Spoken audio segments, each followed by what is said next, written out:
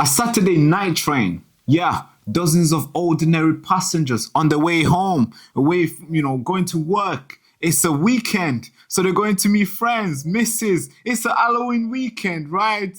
You'd think, yeah, that would be okay for them to go outside and have fun and nothing will go on. Then boom, chaos. Two men board the train with knives, and within minutes, 10 people are stabbed. Yeah, 10 people are stabbed. Blood on the seats, panic in the aisles, and fear across Britain everywhere. And this did not happen in some war-torn country. I'm not telling you a story of Sudan. No, this is Great Britain, England. Yeah. On a train between Peterborough and London King's Cross. That's what happened. And I got a lot of questions. I got a lot of questions to ask. Questions like, what happened exactly on that train? And why did it happen? And what does it have to say about the state of safety in this country? The state of the crime in this country? The fear in one of the most secure nations in the world? Yeah, these are valuable questions and they need to be answered. So please help me navigating through these questions. They're not rhetorical questions. I literally need answers for it. So here's the story. 7:39 p.m. on November 1st, emergency services were called. Multiple stabbing across London, bound train. The train had departed from Doncaster and was approaching Huntingdon station when the violence began. Witnesses say two men suddenly started attacking passengers with knives. No warning, no words, just chaos. The train made an emergency service at Huntingdon. Within 8 minutes, armed police officers stormed the carriage. Two men were arrested at the spot, and people were rushed to the hospital. 10 people were stabbed. 9 people were rushed to the hospital with life-threatening injury. One railway staff member remained in critical condition. Just think about that. This person probably woke up thinking, yeah, I'm going to work. It's a normal day. I'm going to go out there and give people fines if they don't pay their tickets or whatever she was doing or they were doing. It's a normal day, right? But no, not in Great Britain anymore. This is freaking insane. And all that took 8 minutes. That's how long it took for the police to arrive. But in those 8 minutes, terror ran the length of a train and the nation's sense of safety derails. Yeah. Everybody was praying. Everybody was on their knees thinking, what is going on? Where's safety in this country? The British Transport Police led the response with support from the counter-terrorism unit. Although officials have since said that this does not appear to be a terrorist act, one suspect, 32-year-old man from Peterborough, remains in custody, and another man was questioned and released. So they are not treating it as a terrorist organization. They are not treating it as an organized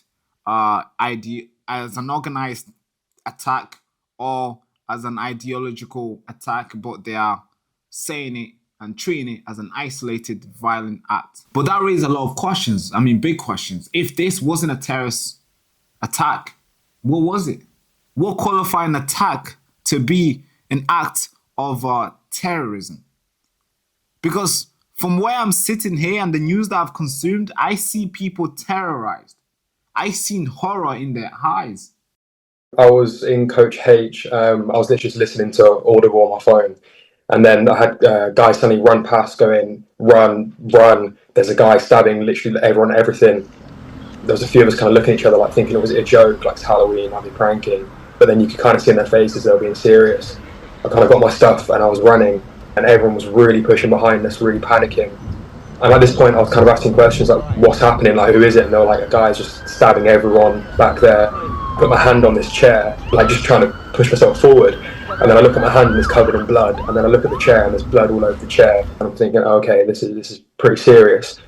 So some of the guys that had ran through to kind of alert us to run, they were the ones who had also been stabbed. So we're running over and getting to the edge of the carriage. Still trying to work out who is it, what's their intentions, what's their motives. I just knew they were stabbing everyone, and someone kind of said they thought they had a gun, pulled the emergency alarm, and was trying to work out, can we barricade the doors, can we lock the doors, but we couldn't really. And then by the time I got to the end of the carriage, I realised I was actually at the back of it, and there was about 6 of us. There was a girl, bless her, who was really, really in a bit of state because the guy had actually tried to stab her, and one of the older guys, who's an absolute hero, blocked it with his head, and he's got this like gash. He had this gash on his head. He's got I think, a gash on his neck, and he's kind of giving him like our jackets to keep the pressure on the blood. And while we're doing that, there's a person that I know, and he's kind of looked at me and gone like, "Have you got anything we can use in case he comes through?" There's at least 10 ambulances, 12 ambulances. We had a Jack Daniels bottle between us, and that was it. So we're kind of sitting there with one Jack Daniels bottle, just looking down the end of this carriage, just praying somebody doesn't walk down with a knife, with a gun. We didn't really know what was going on. Rail staff members reportedly tried to protect passengers, and they were severely injured. Yeah, these are just guys who turned up going to work. Oh, I'm going to go to work. And this is what they had to do. You know, put their body in front of the knife. It seems like that's the work now. Not for police people. No. For just train drivers or, train workers. Police have called him a hero. Rightfully so. Because he was somebody who put his safety before, somebody who put others' safety before his. An emergency service arrived within minutes. As I mentioned, the emergency service arrived. Doctors from 3 different hospitals were dispatched to the scene. Yeah, it was crazy. And of course, in the UK here, we have the strictest gun laws in the world. But also, we have the highest rate of knife crime in Europe. Between 2022 and 2024, knife-related assault rose by nearly 9%. More than 45,000 knife offenses were recorded just last year alone. Yeah, that's a big problem. And these are not just numbers. These are people. These are lives being harmed and often being killed because the government fails to recognize the problem. They fail to fix the broken system. Knives has become a weapon of choice here in Britain, has been a weapon of choice. First, because it's easy to buy, it's easy to hide, and of course, it's very hard to trace. As we can tell, of course, politicians have promised reforms for years, from stop and search to policy of youth intervention program. But here's the truth. None of that have worked. Or maybe none of that is working fast enough. Because after the attack, all we see is people like our leaders. All we get is our leaders coming out. Like Keir Starmer came out and called the attack appalling and deeply concerning. King Charles came out, expressed his condolence.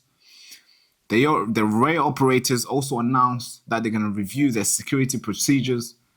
And now more police, the Met Police also came out and said, hey, we're going to put more police people, more police patrols around and across train stations in London and, of course, in the UK.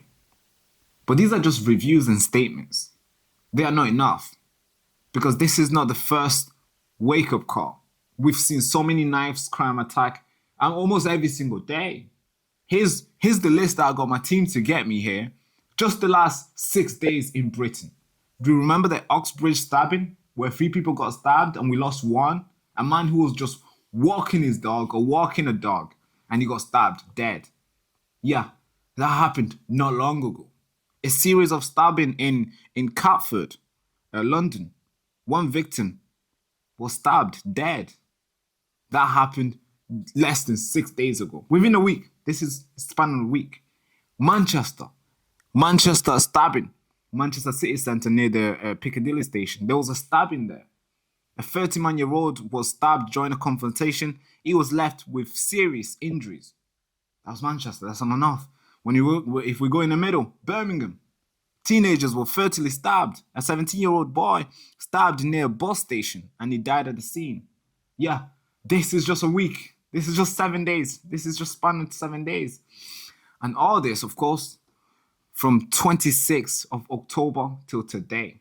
And trust me, I have 11 reports of people, of lives being ruined every single day with knife. And each time when it happens, we hear the same words. Oh, it's a tragedy. Oh, my condolence. Oh, we're going to review this. Each time, it's just like a circle. Nothing. Britain needs a plan, a big plan. Real change, not a press release. We're tired of that. Because behind every single headline, there's a life. There's lives. Passengers who may never ride a train again. Families waiting by hospital beds. Workers traumatized by the memory of screams echoing through their carriage. I mean, think of those train workers, man. Do you think they're gonna wake up the next day thinking, hey, welcome on board. Oh, we're gonna get you here to there safe. Traumatized, yes, I know. Yeah. And when we talk about knife crime, we make it like a statistic. Yeah, it is a statistic, right? We just see it, as a number. But behind that number, there's a name. There's somebody's son, there's somebody's daughter, somebody's father. Somebody is trying to get home from wherever they were. Doing something, is traveling. They're not soldiers, they're commuters. And it seems like the biggest crime these guys committed is buying a ticket. That's literally what they did wrong. Now, let's be clear here. I have to say, this is not just about one train or one night. This is about a society on the edge where violence attacks simmers beneath the surface. Because Huntingdon train attack will probably fade away in the next couple of days. Yeah, it's probably fade away now. But headlines, yeah, they're probably gone now. No mainstream media is reporting anymore. But these questions that I'm raising here, they should not fade away. They should stay in our conscience. Because if we go back to Oxbridge attack, that man lost his life. His family is in ruin. And guess what? The nation has moved on. It's not even been a week yet. Because we have another attack that we're trying to figure it with. And probably the next couple of days, I have to say it to you, when you look at the pattern, we're going to get another attack. So it's like we're numbed now to the pain where we don't really feel anything anymore. It's like, it's got stabbed, huh? Yeah, thank God it wasn't me. Ooh, I can go again. The guy got stabbed. Oh, thank God it wasn't me. That's literally where we are now. Where it's like we just hope it's not us. And if it's not us, we just keep on going with our lives. And just release our anger on social media. And guess what? We move on the next day. But these are questions that these are questions that needs to be answered. And also these are stuff that needs to be tackled. Fixed. Like, well, one important question could be, are we really safe? Are we safe here? Like, are we actually safe here? Because I was in Manchester town centre this weekend. And I told you guys I don't go outside unless I have somebody with me. I don't. Like, if I'm going outside, I'm not going alone. There's no way. No way. Unless you live near me and you catch me going to going to the corner shop, whatever. Yeah, no, so I'm alone. But if I'm going to the town centre, you'll never see me alone. I'm either walking with somebody. Somebody's behind me. Somebody's looking out for me. Why? Why do I need to do this? So I went on Saturday in Manchester. I had to get somebody to come with me. I said, yeah, bro, yeah. And of course, it's expensive. I wanted to go on Sunday as well. But I couldn't find anybody because I wanted to go quick. I wanted to go and get something done. But I couldn't do it. I was like, yeah, I'm not going to go. I'm not going to go. There's no way I can find somebody and prepare the stuff and get going. There's no way I'm not going. That's where we are today. And of course, I can do it because, I don't know, because I'm paranoid as hell. I don't know about you guys. I don't know how you're feeling. But that's where we are today. And that question needs to be answered. Are we really safe today? Ask your MP, are we safe? Can I go outside today? Because if we get attacks like this random, I mean, it's like everybody's name is in this little hat and it's being randomly picked. And then if it's your name, yeah, that's you gone. Oh, it's your name? Oh, yeah, that's your family ruined. Oh, yeah, it's happening to you. And we all just praying each day that our name is not next.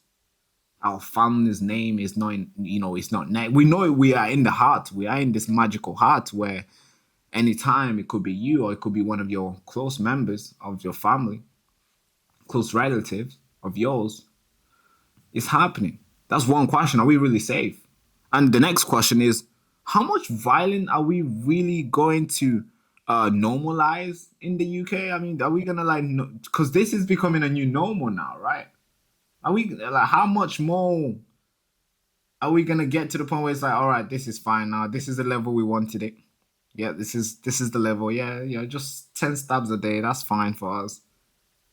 Or are we gonna be like, oh yeah, 50 stabs a day? That's like that should be the normal. Like, because I think we've gone to the this bucket is freaking hot right now. You know, I think we need to jump out. So how much violence are we really going to normalize? That's the question. Somebody needs answering this. Our MPs, our politicians, our leaders, they need to do something. And the last questions, after all, which is a kind of brutal question, is how many more people do we need to see bleed until justice or change arrive? Because it's happening every day. So how many do we need? Is there a target of people that we need for the government to see and be like, all right, we need 100 people dead from knife stabbing? Then we'll change it. Is that how many more do we need? I'm not trying to be funny here. These are important questions because they're real questions because they're taking place right now. People are bleeding.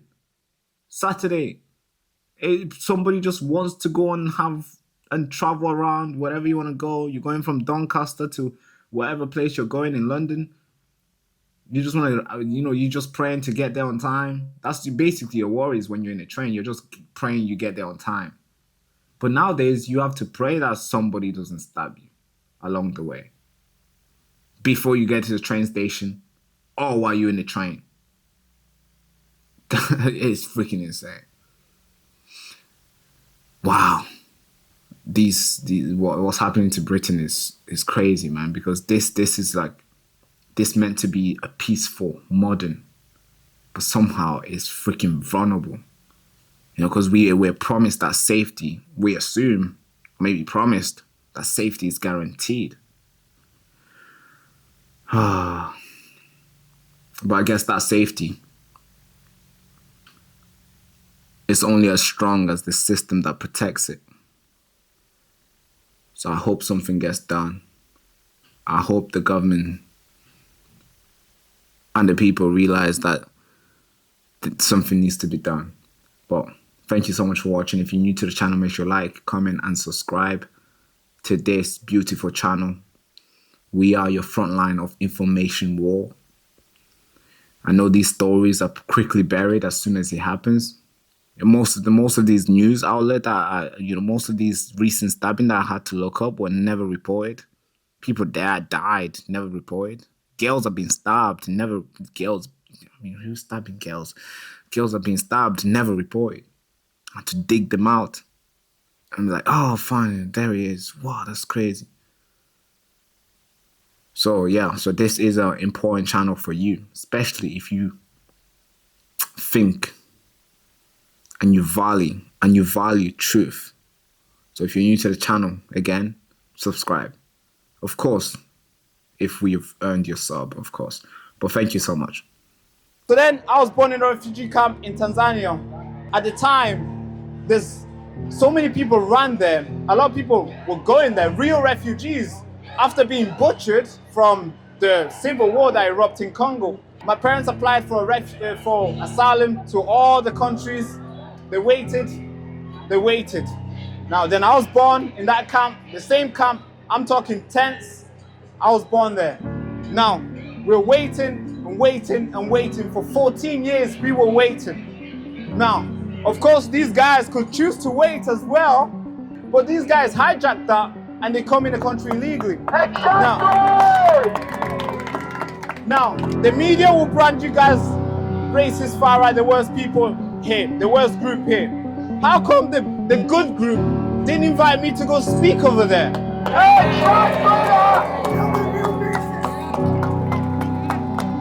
So I call this the greatest awakening because all the way from over there, there's hundreds of people turning up. It's a Saturday, for God's sake. They could easily go around and watch football and have fun, go on a date, do all the lovely stuff they could do. But instead, they want to stand here, rain or not. They're ready to send the message. And I believe the message will be received today. Thank you so much.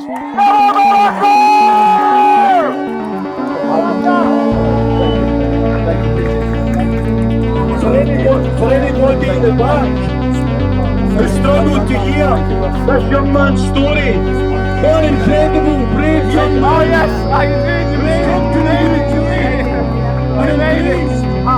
British Christian values, regardless of his own beliefs.